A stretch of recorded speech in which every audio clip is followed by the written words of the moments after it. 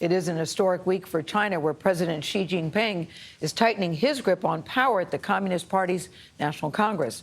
President Xi has introduced more assertive policies at home and abroad, leading to some chilly relations with neighboring Taiwan and tighter controls over Hong Kong.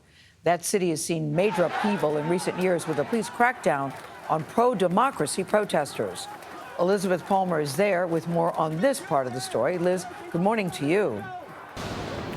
Good morning.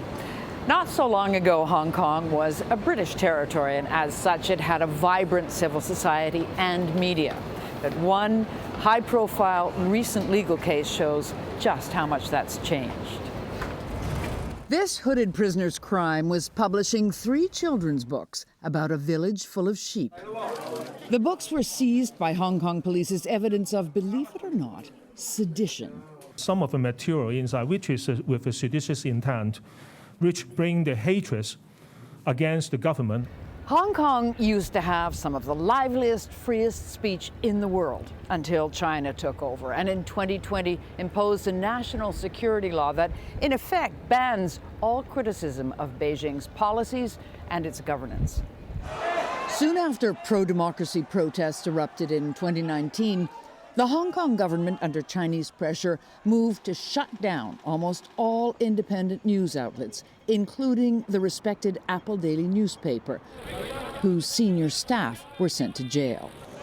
And when Hong Kong's huge book fair returned in 2021 as the pandemic ebbed, it looked like business as usual. But a year later, any political book with edge was gone. Keith Richburg is the head of journalism at Hong Kong University. They don't want journalism to be a check on government. They don't want anyone to be a check on government. How severe are the penalties for those who have crossed the red line? Penalties can range up to life in prison. So life in prison, no possibility of parole. You can't really defend yourself against these things. The publishers did try to defend themselves. Their lawyers argued the books would help kids understand systemic injustice. But authorities recognized the sheep as not so thinly disguised pro-democracy Hong Kongers.